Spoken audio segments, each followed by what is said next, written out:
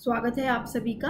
आज हम आरंभ करेंगे कक्षा 3 हिंदी व्याकरण का अध्याय 14 जिसका नाम है चित्र वर्णन। जैसा कि इस अध्याय का नाम है तो हमें क्या समझ में आ रहा है कि हमें एक चित्र दिया जाएगा तो उसमें जो भी गतिविधियां हो रही हैं उनको हमें शब्दों में वाक्यों में लिखना है और अंग्रेजी भाषा में चित्र वर्णन को कहते हैं पिक्चर डिस्क्रिप्शन। चित्र को देखकर उसके विषय में अपने विचार प्रकट करना चित्र वर्णन कहलाता है। यह भाषा सीखने में महत्वपूर्ण भूमिका निभाता है। इससे भाषा के विकास के साथ साथ छात्रों की कल्पना शक्ति और सोचने की योग्यता भी विकसित होती है। तो क्या क्या फायदा होता है, हमें चित्र वर्णन करने से? चित्र वर्णन करने से हमारी भाषा का विकास भी होता है और हमारी कल्पना शक्ति भी बहुत ज़्यादा विकसित होती है और सोचने समझने की योग्यता भी विकसित होती है। तो उदाहरण से देखेंगे, निम्नांकित चित्र को ध्यान देखिए, इसका वर्णन नीचे दिया गया है, इसे ध्यानपूर्वक पढ़िए। तो आपको चित्र देखकर समझ में आ ही गया होगा कि ये किसका चित्र है। ये एक होली का चित्र है, होली त्योहार का चित्र है।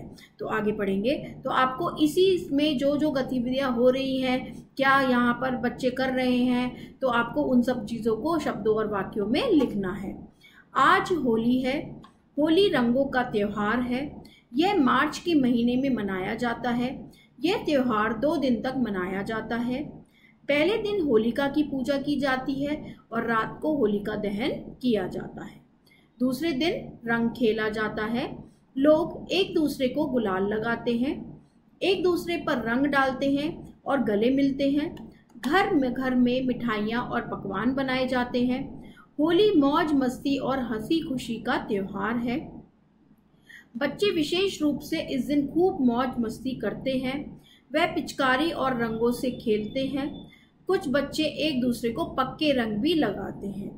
पक्के रंगों से होली खेलना अच्छी बात नहीं है। तो क्या बताया हमने, जो भी चित्र में हमने देख के पता लगा लिया था कि ये होली का चित्र है, तो हमने होली से रिलेटेड, होली से जो भी महत्वपूर्ण बातें थी वो सब हमने अपने इस जो भी वाक्यों हैं उनमें लिखी हैं।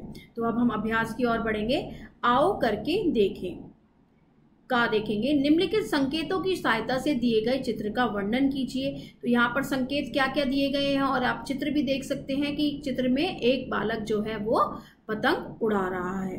तो संकेत क्या दिए गए हैं? लड़का छत पर पतंग उड़ाता, पतंग का कटना, लापरवाही से उसके पीछे भागना, सड़क पर कार से टकराना। जो भी हमें संकेत दिए गए हैं वो हमें क्या करना है, यहाँ पर वर्णन में ज़रूर मेंशन उसको हमें करना है। वर्णन में हमें उसको लिखना बहुत ज़्यादा आवश्यक होता है। तो हमने यहाँ पर देखिए, आप लड़का की जगह नाम भी लिख सकते हैं, बट हमने यहाँ पे लड़का ही वर्ड शब्द प्रयोग किया है। एक लड़का छत पर पतंग उड़ा रहा था।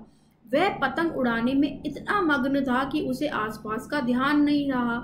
अचानक उसकी पतंग कट गई। आप देखिए यहाँ लिखा था पतंग का कटना, तो वो भी हमने यहाँ पर मेंशन किया है। अचानक उसकी पतंग कट गई।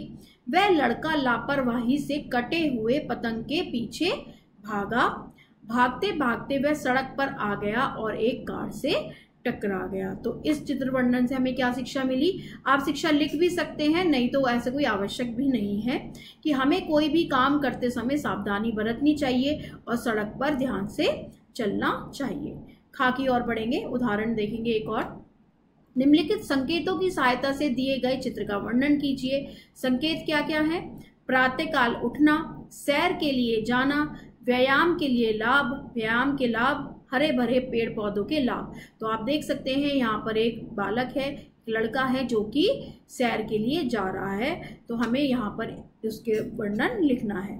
तो हमने क्या लिखा है? एक लड़का प्रतिदिन प्रातःकाल उठता है और सैर के लिए बगीचे में जाता है। वहाँ वह ताजी हवा में टहलता है और व्यायाम करता है। व्यायाम करने से क्या लाभ होता है? आपने देखा था, यहाँ पर हमें व्यायाम के लाभ लिखने हैं। व्यायाम करने से शरीर स्वस्थ और तंदुरुस्त रहता है। फिर हमें बताना है कि हरे भरे पेड़ पौधों के लाभ क्या हैं। तो बगीचे में चारों ओर हरे भरे पेड़ पौधे होते हैं जो क्या करते हैं, जो वातावरण को शुद्ध और मन को प्रसन्न करते हैं। तो इस जो चित्र वर्णन से हमें क्या शिक्षा मिली है? हमें प्रतिदिन प्रातः उठकर सैर और व्यायाम करना चाहिए और प्रकृति के बीच समय बिताना चाहिए। तो आप यहाँ पर ज़रूरी नहीं है कि शिक्षा हेडिंग भी डालें, तो आप इसको कंटिन्यूएशन में भी लिख सकते हैं। तो इस तरीके से हमें जो भी हमारे चित्र में समझ में आता है उसका वर्णन हमें अपने शब्दों और वाक्यों में करना है। तो चित्र वर्णन में हम इतना ही पढ़ेंगे। आशा करती हूँ आप सभी को समझ आया होगा। बहुत बहुत धन्यवाद।